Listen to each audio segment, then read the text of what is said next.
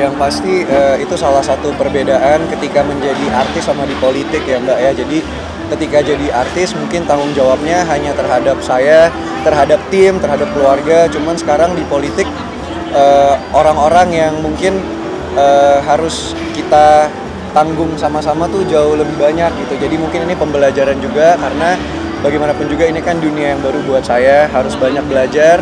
Bersyukur banget ada sosok Papa Ivan juga yang sebagai mentor yang mungkin udah lebih berpengalaman lah, jam terbangnya jauh lebih tinggi, jadi sebagai anak muda harus banyak belajar. Nah salah satunya adalah belajar bagaimana memaintain dan juga memanage tim-tim yang banyak ini gitu, yang alhamdulillah ratusan bahkan ribuan ya Pak ya, udah ada ribuan atau bahkan puluhan ribu yang ada di dapil. Yang pasti udah beda ya sekarang. Dulu kalau misalnya notabene menjadi artis kan, artis itu entertainer, menghibur gitu. Jadi mungkin apapun yang kita lakukan bisa lebih lepas gitu, bisa lebih kayak bercanda. Nah kalau sekarang ketika notabene sudah menjadi pejabat publik, otomatis sudah harus lebih dewasa, harus pemikirannya lebih matang, dan yang paling penting harus selesai sama diri sendiri sih. Jadi ketika kita udah selesai sama diri sendiri, fokus kita akan bisa untuk membantu banyak orang. Banyak sekali, terutama saya senang banget ya, mungkin khususnya di tahun ini pemilih anak muda itu jumlah terbanyak sepanjang sejarah gitu. Jadi ketika 1,5 tahun kita turun ke dapil, masalah yang paling banyak mereka keluhkan adalah lapangan pekerjaan. Karena banyak banget dari mereka yang udah sekolah susah-susah, kuliah tinggi-tinggi, tapi begitu mereka ingin bekerja, banyak banget tuh masalahnya, dari banyak yang menghalangi, banyak mungkin oknum-oknum yang mempersulit, bahkan diduitin sekarang. Nah itu yang mungkin harus kita fokuskan adalah itu, karena masalah anak muda kan adalah masalah masa depan bangsa gitu. Pasti justru ketika banyak orang bilang dari entertainment itu bisa apa sih ke politik, justru menurut saya semakin kesini anak-anak muda semakin banyak yang melek akan dunia digital. Banyak sekali cara-cara atau lapangan pekerjaan yang bisa mereka pergunakan dari entertainment salah satunya gitu. Bahkan sekarang kan kita dari sosmed aja bisa menghasilkan. Nah mungkin insya Allah nanti itu yang ingin saya integrasi, background di entertainment, dan bisa diaplikasikan dengan wewenang di dunia politik nanti. Enggak Mbak, kalau ini kebetulan, jadi karena sekarang udah jarang muncul di TV kan, jadi biasanya setiap hari cukuran. Ini udah semenjak pulang dari Jepang tuh udah nggak pernah cukuran karena jarang muncul di TV kan, jadi nggak ada niat-niat apa, nggak ada. Enggak, cuman yang pasti kalau dari penampilan ya harus lebih sopan lah, lebih tertutup juga. Tapi kalau dari ini kumis karena emang belum cukuran aja. Yang pasti kalau kita melihat ya kenapa orang bisa korupsi itu adalah yang pasti karena political cost-nya tinggi. Jadi ketika mereka mencalonkan diri untuk maju sebagai wakil rakyat ataupun di eksekutif, dana yang mereka keluarkan untuk kampanye kan tidak sedikit.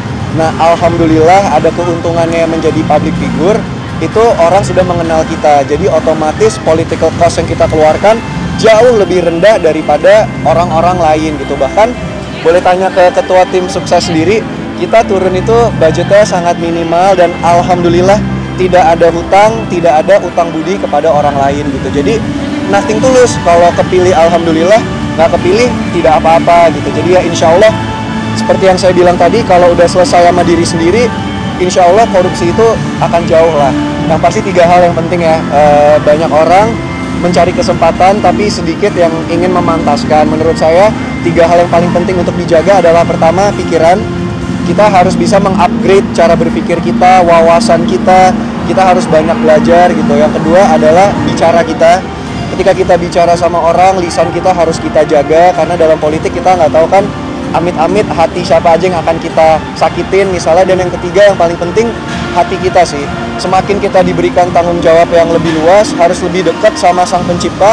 Karena mungkin ini kedengarannya cheesy ya, kedengarannya agak-agak template, tapi memang benar gitu. Saya merasakan sendiri ketika sebelum umroh dan setelah umroh, ketika kita ingin berhijrah, ingin lebih dekat kepada Allah, rasanya hati tuh lebih tenang gitu, rasanya lebih ikhlas dan nggak ada terlalu di dunia ini yang kita kejar-kejar banget gitu. Dan insya Allah kalau ketiga itu kita jaga, korupsi akan jauh lah, insya Allah ya.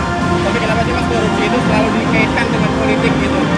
Karena mungkin tidak bisa dipungkiri di dalam dunia politik itu uang itu kan perputarannya sangat luar biasa ya. Itu yang saya dengar, karena kan kebetulan belum pernah berkecimpungan kecuali sekarang gitu. Cuman mungkin karena kesempatannya itu ada di depan mata dan memang dunianya itu terkorelasi sama keuangan yang sangat besar, jadi mungkin tidak sedikit orang yang imannya mungkin tergoda gitu. Makanya kembali lagi saya bilang, mendekatkan diri, hati dikuatin itu sangat penting, prinsip itu sangat penting. Berarti Mas Heru sendiri salah satu orang yang mencegah korupsi di dunia politik ya? Pasti, bahkan kalau banyak orang yang selalu meragukan kapabilitas artis di dunia politik, menurut saya menjadi seorang artis itu punya beban moral terhadap publik yang lebih berat.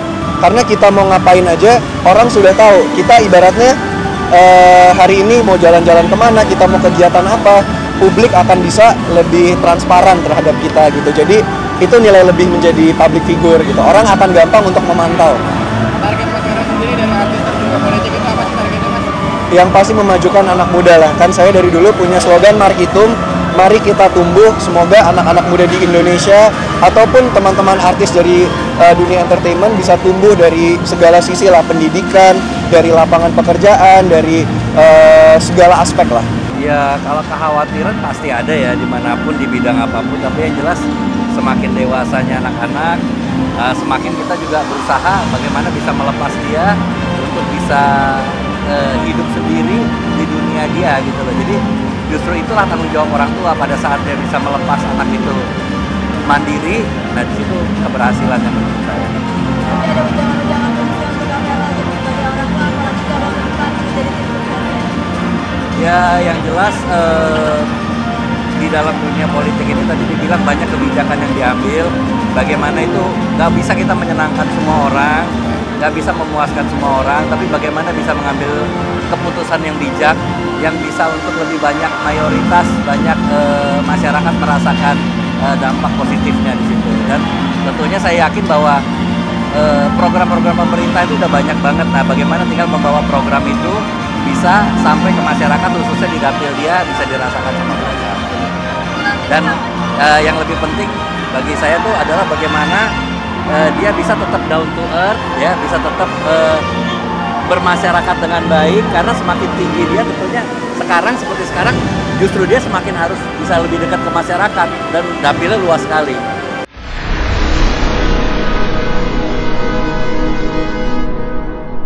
Jadi jangan lupa untuk subscribe Cumi Cumi. Ditekan ya tombol lonceng merahnya.